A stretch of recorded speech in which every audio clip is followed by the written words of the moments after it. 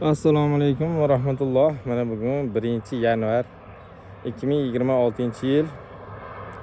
Bugun sizlarga ko'rsatmoqchi bo'lgan videoyim savollar kelib tushyapti. Kashichim chiqib qolgan, o'sib qolgan. O'tga stom sepsam bo'ladimi deb.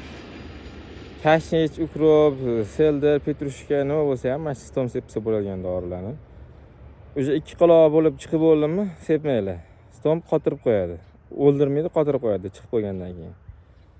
O'shaning uchun chiqib bo'lgandan keyin o'rniga superzellik lekin gezigard aralashtirib 10 litrga 20 grammdan qilib o'shani sepiladi. O'shani aralashtirib sepiladi. Xudo xolisa keyin o'shanda o'tlar ana qilib kashinchaga unaqa qattiq ta'sir qilmaydi. Hozir men ko'rsataman, ammo o'zim daramdigina hozir shunga sepamiz xudo xolisa.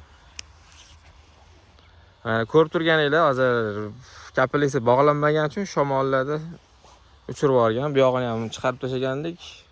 Sal nima bo'lib turibdi? Bespoyratga bo'lib turibdi kapelnilar. Mana shu joyimizga kashish sochganmiz. U naryoqdagi jallamiz, joyimiz mana dugalarning orqasiga. U ancha katta bo'lib qolgan. Birinchi uni sepganmiz. Undan keyin 10 kunlardan keyin buni sepganmiz. Bir noyabrda ham sepgandik bunisini. Shu noyabr oyida sepganmiz. Noyabr shu 5-laridamidi, taxminan shu video qilib qo'yganman. Sug'orayotganim video qilib qo'ydim. Hozir aniqini eslamadim, lekin noyabr oyida.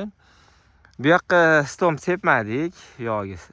U bo'ldi, bu bo'ldi, bir narsalar bo'ldi. Ish qilib, anasi bo'lib, manasi bo'lib qilib stom sepmadik. Keyin qarasam, o'tli salini qilib qopti.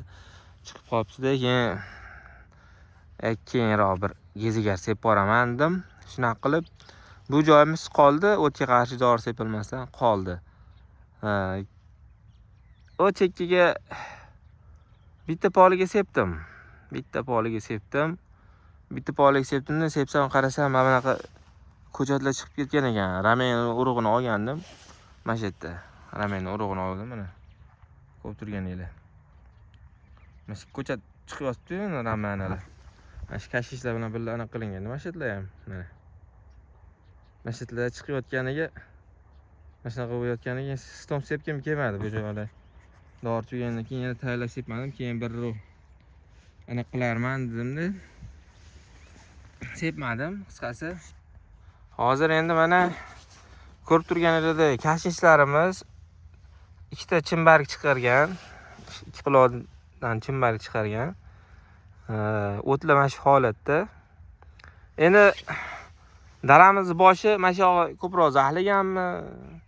Nima qilganman? Mana aynan hozir video olayotgan joyim mana shunaqa o'tni sal kattaroq bo'lib qopti, mana shunaqa. Mana shu video olayotgan joyim. Naryoqlari o'zi e'tibor qilgan bo'lsanglar, naryoqlar mana yer ko'rinib turibdi. Mana shu taraflari loydi.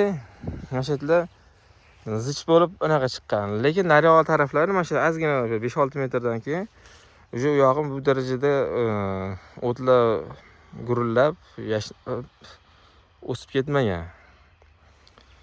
Qisqasi sal bundan yoshroqli holatda sepsa, stom bilan gezigard bilan superzellik o'sha paytda sepsa, xudo xolisa ta'sir qilmaydi kashishlarga. Mana xudo xolisa bunga endi hozir ko'ramiz.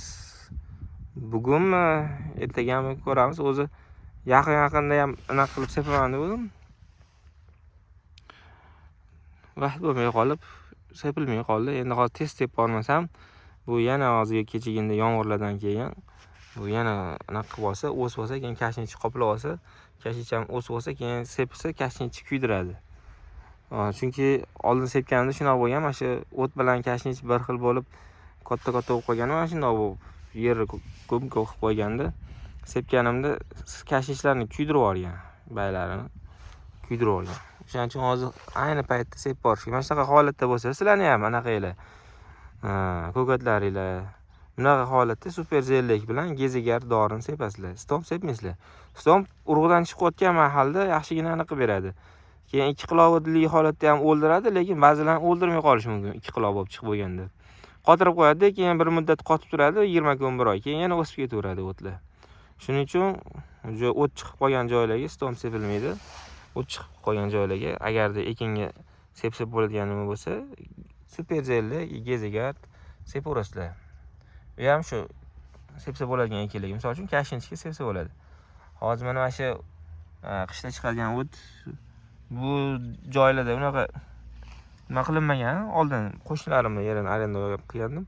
Bu joylarda zelenlar ekib anaqa qilmagan. O't bosib yotirgan yerlar bo'lganda anaqa. Meni yerimda bunaqa ko'p haydalavurganda bunaqa o'tlar ham yo'q bunaqa.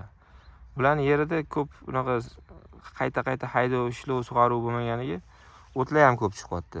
Bizning yerda ko'p anaqa qilamiz, ko'p haydaymiz, ko'p sug'aramiz. O'tlar ham o'nib chiqadi, o'ladi, chiqadi, o'ladi. Shuning uchun kamroq har holda. Bu yerda juda ko'p mana shunaqa o'tlar chiqyapti. Qisqasi bugungi videodan maqsad mana shu anaqani ko'rsatish edi. Mana kashinchlarimiz shu noyabrda sepilganlari mana shunaqa bo'lib chiqib turibdi, mana bunaqa bo'lib. Kashinchlar. Naryodagi kashinchlarimiz boya borib ko'rib keldim, ancha katta bo'lib qolgan. 10 kun oldin sepilgan. Ancha anaqasi katta bo'lib qolibdi. Yaqinda video qilib qo'ydim. Kecha ham qor ham yog'di, yomg'ir ham yog'di. Hozir mana quyosh chiqib ketdi. Holi yaxshi. Ertalabda tuman bo'lib yotdi. Mana salatlar ham anchasi anaqa qilyapti. Ko'chatlar ham yetiryapti, yaxshi. Holi hatto suv bo'lmayotgan hisobiga ochiqdiradi. Mana nimalar ham bo'lib yotibdi. Mashlar ham joyida video qilib qo'ygandim. Mashlarida salat urug' yetishtirib olgandim, ramen salat. Urug'lar to'kilib, ishchi to'kib olgan ekanda, rasa. Siltab olgan, hammasi ramen chiqib yotdi. Bularni ham endi olib ekib yuboramiz, ko'chatlari katta bo'lsa, xudo xolasa, bularni ham ko'chirib ekib yuboramiz. Bular ham anchagina chiqib qoladi, bir 3-4 mingta, 5 mingtalar ham bor, nariyoqlarda ham chiqib yotibdi. Xudo xolasa. Shunaqa gaplar, salomat bo'lasizlar.